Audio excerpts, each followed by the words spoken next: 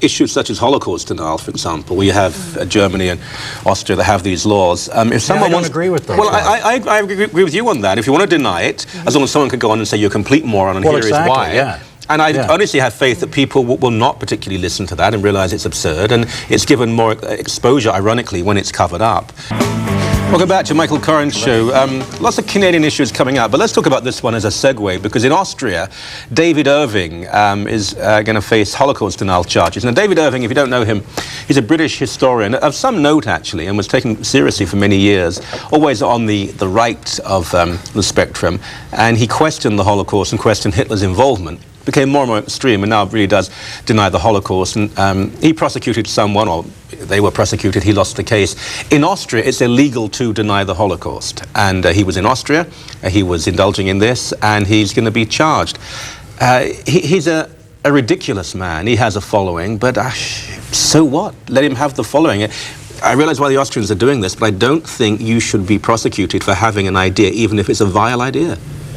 Well, he's not being prosecuted for having an idea. He's being prosecuted for promulgating the idea, putting it out there. Having an idea, then, well, no, you can have one. You just can't talk about it. So the hate crime legislation in Canada works that way. You get charged not for believing something. You get charged for. But you come to the point very readily. It's a very good point. Surely, though, that is the issue. If you have an opinion but can't talk about it, why even have the opinion? Exactly. So if you have the opinion, you want to talk about that opinion. Once you do, you're prosecuted for it. I mean, you know, I have many reasons to be opposed to anyone who denies the Holocaust, but there's a huge difference between having an opinion, even getting that opinion out, and actually inciting action and hateful conduct as a result of that opinion. Right. And that's isn't it inevitable, though? If you deny the Holocaust, no, it's not inevitable. You know what I think? What are the constructions it of that? depends on the country that you're in, and I understand why Austria and Germany have these laws. There's one thing to be denying the Holocaust in South Africa, where the reality is there's no Jewish person who's going to be beaten for it. There's not a neo-Nazi movement in South Africa. Well, there is one in Austria, there is one in Germany, and they have a very recent history with Nazism. I mean, it's not that long ago, before I was born, but you know, it was in my parents' generation. Yeah.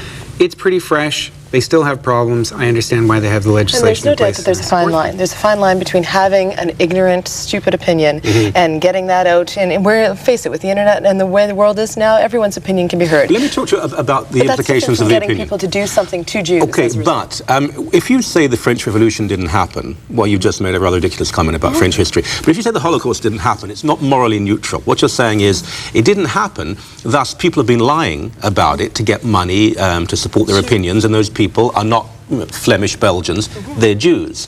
By implication, the Jews are evil. What do we do to the Jews? It's not a morally, but it's not a morally neutral statement. To deny the Holocaust. No, it's not morally neutral. So, it's not morally neutral at all, but it's demonstrably false.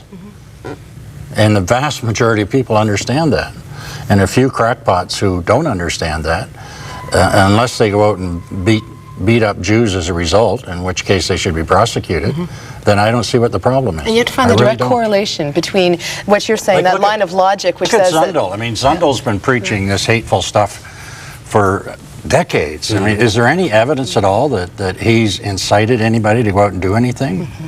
Other than he's got this small little following around. We've made a hero to this stupid we man. have. And compare that to people on the hard left, I don't mean the intelligent left, but the hard left, who have an anti-Zionism that's so extreme, it does border on anti-Semitism, and are smashing windows and causing riots in Montreal. I mean, I would argue, unfortunately, that anti-Semitism today is more an issue of the far left than it is the democratic right. But it's funny, there's no lobby against that group. It's always about Holocaust deniers, who are largely irrelevant, I believe.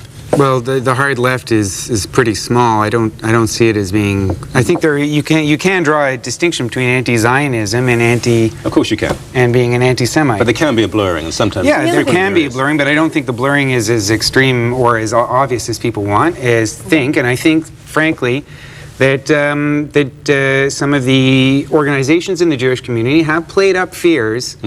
About the extent to which anti-Israel position is confused with anti-Semitism.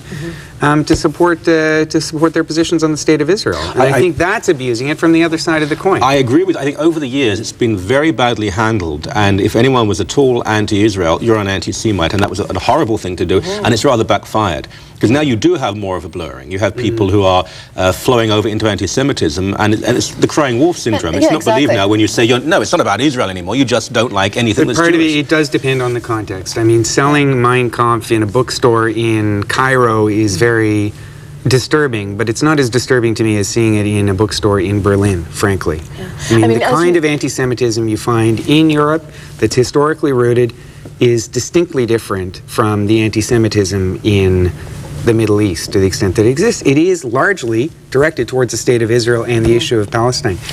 And irrespective of your position on that, I don't believe in getting rid of Israel by any means. I support the State of Israel and its continued existence. But I also believe that those who oppose it, even if they are extremists, even if they are fundamentalists, it's not the same kind of anti-Semitism that we saw arise in Europe in the 1920s. And to that point, and to the point, Austria and Germany, of course, the pendulum swung the other direction. They have to be very, very cautious and very, very almost militant about trying to keep anti-Semitism out of their countries, and that's why they have these laws. But different countries, I mean, Germany has been incredibly successful and genuine about this. Austria has never quite come to terms with its collaborationist past. I mean, I really do admire the Germans, the way they've tried to expand this and really worked at it. But in Austria, because they were treated as a victim of Nazism, which is very questionable, they really never quite... But to his point about the Middle East and maybe a little bit of that difference is the leader of Iran saying, move Israel to Europe. It's a European, let the Europeans deal with Israel. I mean, it's a different take on the issue. But to your point about the crying wolf, I think what's happened is that people are getting sick of hearing. I mean, if you're going to fight against something that comes up as the Jewish lobby, pick something of real substance, something that matters. Because if it's everything, then people start to disregard the entire argument. That is the complaint being... By the way, the Peter and the Wolf story, the moral is not don't lie, it's don't tell the same lie twice. Anyway, I didn't really mean that. Back in a few moments on the Michael Coren Show. We'll see you very, very, very, very soon indeed. Don't go away.